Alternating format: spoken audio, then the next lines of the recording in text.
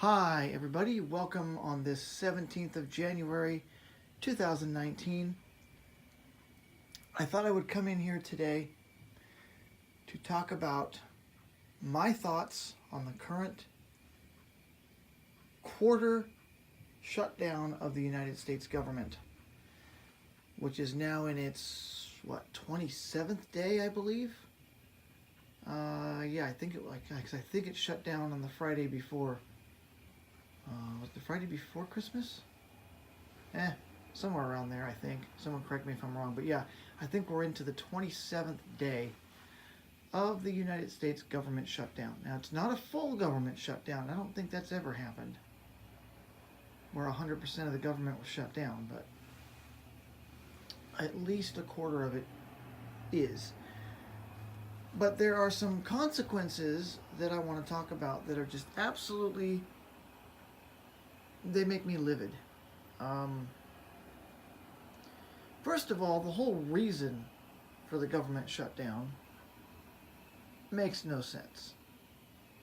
Okay, the president wants to build a wall all along the 2,000-mile long U.S.-Mexico border that stretches from Texas all the way to Southern California.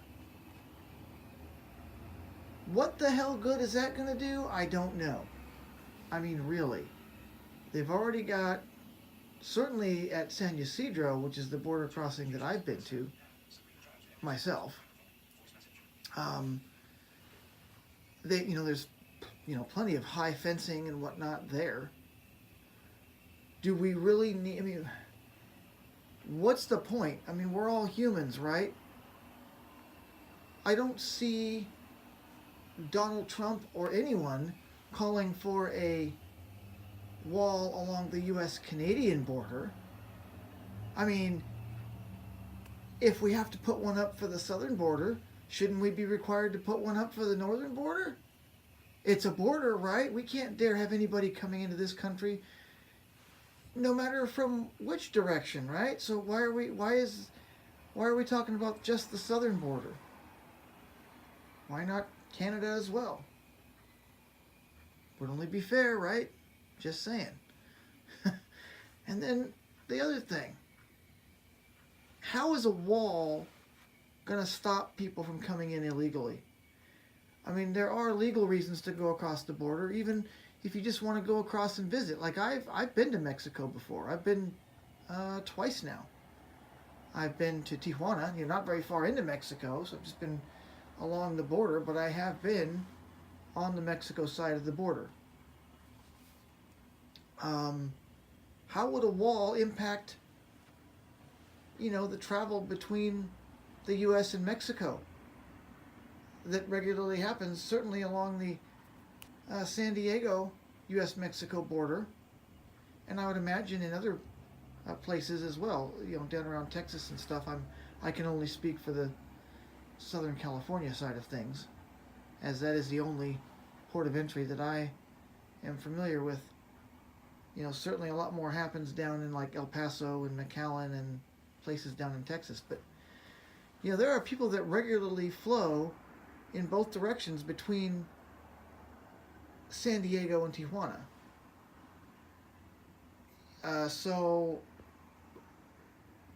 Are we if this wall were built, will we still be able to do the kind of interactions between the two countries right there on the border like that? I would certainly hope so.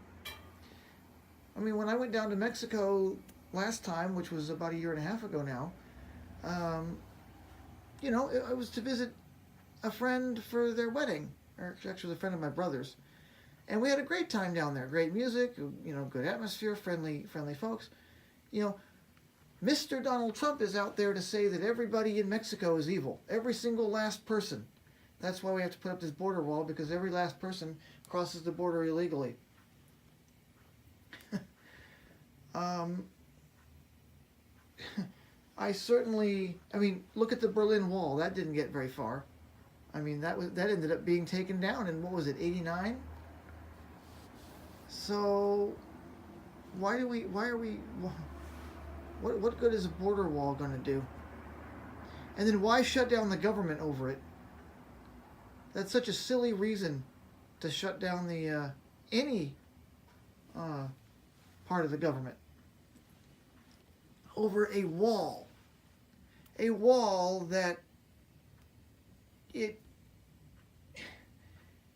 you know, I don't know what I think about the wall itself. I think it's a kind of a crazy idea. I mean, you realize that project's not going to be done overnight. I think by the time Mr. Trump's wall would even be considered for being built, he'd be out of office anyway. So I don't see the wall even being a thing. I mean, hell, the high-speed rail project in California, they've been talking about that for at least 9 years, and I still don't see that thing going anywhere. So this border wall, I don't see much happening there, especially with such a ambitious project. We're talking 2,000 miles of border. Yeah, good luck with that. But even more importantly, and here's the main reason I'm doing this video. More importantly, because of this shutdown and because of the way things are going, federal workers are being forced, in some cases, I know I have a couple of friends that work for the IRS, they are being forced to work without pay. And that includes TSA agents, meteorologists, call center workers for the IRS, and other employees for the IRS, such as my friends are. And that, to me, is totally wrong. You know, working without pay, I mean, yes, the word is that you're going to be getting back pay for the time that you didn't get paid after the shutdown ends, but we don't know when that'll be. This has already been the longest government shutdown in U.S. history. We're into the 27th day and we're still going with seemingly no end in sight. No one wants to budge. No one wants to even... Well, Donald Trump certainly doesn't want to budge. I don't know about the Democrats. I mean, they're even talking about possibly canceling the State of the Union address over security concerns. The State of the Union address that's normally held annually around the latter part of January. So if that happens, that'd be the first time since, what, 1790 that there hasn't been a State of the Union address. So that's still up in the air. That remains to be seen. But the more immediate impact, workers being forced back to work and not getting paid, to me that is just wrong on so many levels, because many of these federal workers, including my friends that I speak of, and if you're watching this video, you know who you are, they live paycheck to paycheck. That's just how it is. You know, they're not rolling in the cash. It's not like they're getting, you know, paid enough to be able to have reserves for what could possibly be months or years of a government shutdown. I hope it wouldn't be years, but certainly it's looking like it might be a couple of months at least, or a month. Certainly we're headed very much for a month-long shutdown. So to force workers back to work and not pay them for their work when they have, it's not like the bills stop and all the president could say was, oh, we, you know, they'll adjust. The people will adjust. They always do. I'm like, really? Really? Is that all you can say? I read something on Twitter that brought the point home really well. It said, gee, maybe if a few, you know, all the TSA agents at all the major airports, oh, and air traffic controllers, yeah, they have to work without pay too. All the TSA agents, all the air traffic controllers, if they all just walked off the job, even for a day or two, and closed down major airports, that ought to send a message, and something tells me that president would find a way to open the government real quick if that were to happen. Unless you really enjoy your job, I do not believe anyone should have to work without regular pay, especially when there's uncertainty as to how long this situation is going to last. I mean, is that fair to anyone? No, I don't think so. Oh, and the other thing that would probably make things move along a bit quicker, if federal workers aren't getting paid, then why should Congress or the Senate be getting paid? They're not really doing anything anyway, so why should they be getting paid while the people of this country that work for them don't get paid? Does that seem fair? Why are they getting paid when the workers that work for them don't? They're not getting paid at all. I think once if Congress people's paychecks dried up and the Senate, House of Representatives people, all those guys weren't getting paid, guess what? I have a funny feeling people would actually come together and they'd find a way to open the government real quick. There wouldn't be this nonsense about, keep forcing federal workers to work without pay and perhaps missing their mortgage and or rent and or whatever other bills they might have that that we all have. So to just deny workers their money, I don't understand the logic there. I mean, a judge recently struck down a proposal, I guess, that would have made the government pay for federal workers during the shutdown, but I think the logic there was, they'll get paid afterwards. Well, that's true, but how long is it going to last? What do they do in the meantime? I don't think landlords are going to just go, okay, don't worry about it. You can, you don't have to pay us rent for 3 months or however long the shutdown lasts. I somehow don't think so. I don't think that's going to happen. And, I've heard about government workers even having to go to, food banks and soup kitchens. Things like that. I'm like, okay, this is getting crazy. So I want to just put my thoughts out here on the government shutdown. First of all, I think the reason for the shutdown is silly. A border wall that isn't going to really stop anything, I don't think.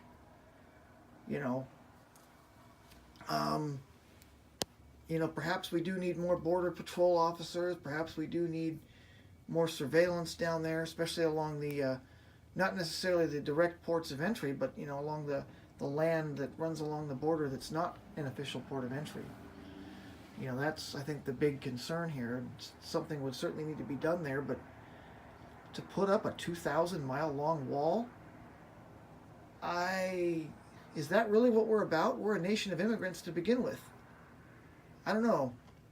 I don't know how the American people feel about the border wall in general, but I know that the people that I know that work for the federal government should not have to be dealing with this. And I've told them directly, and I'm telling them directly now, hang in there and hope that the people that are supposed to represent you, i.e. the federal government at all branches, get their act together and fix this crap.